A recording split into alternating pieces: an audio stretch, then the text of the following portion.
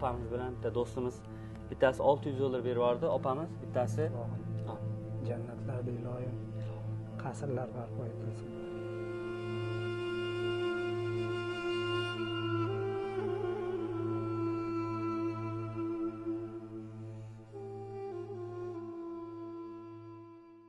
Assalomu alaykum, hurmatli musulmonlar, hurmatli o'zbeklar, yaxshimisizlar?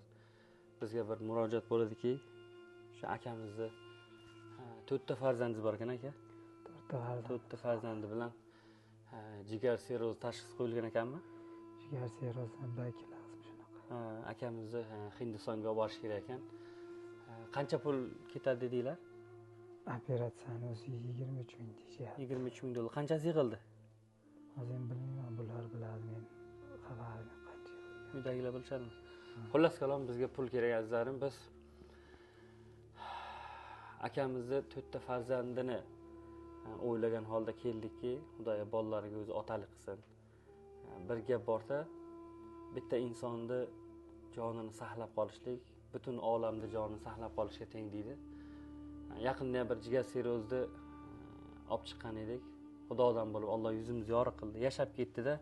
Haligi bolaning bir gapi meni shunaqa hozirgi kungacha ham xursand qiladi-da. Aka, dunyoga qaytadan tug'ildim men dedi. Bolalarni shunaqa quchoqlab, ko'zda yoshi bilan yaxshi ko'ryapti. Azizlarim, biz karta raqamlar, akamiz o'zini karta raqamini qoldiramiz, o'zini telefon raqamlarini qoldiramiz. Imkon qadar shu videoni ko'proq joyga tarqataylikki, bir yaxshi Allohning do'stlariga, oxiratimga zaxira qilaman degan insonlarning qo'liga yetib borib qolsa shu videolarimiz, ajab emaski, shu siz biz sababchi bo'lib qolsanglar. Akamning atayna manzilini aytmadim, chunki biz yashab turgan joydan sal olisroqda ekan. Manzilni aytmasligimga yagona sabab shuki, sen birovga xolis Xudoning roziligi uchun yordam qilar ekansan, savob ish ehson qilar ekansan, manzil makonini nima farqi bor? Azizlarim, akamning duosini olib qolaylik, bolalarini baxtiga ham, ayolini, ota-onasini baxtiga ham Xudoyo ko'p yashasin. Aytishadi, qaratgan qarab qolmaydi deydi. Azizlarim, befarq qolmaylik. Xudo hammalaringdan rozi bo'lsin.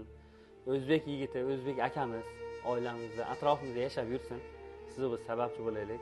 Joyga kelayotganimizda bitta opamiz bilan bitta do'stimiz, bittasi 600 dollar berib yubordi, opamiz, bittasi 400 dollar berib yubordi akamiz. Aka, o'sha insonlarga duo qilasiz. Xudo rozi bo'lsin o'sha insonlardan. Xudo xolisa o'zbek xalqi qarab turmaydi. Duo qiling aka. Amin.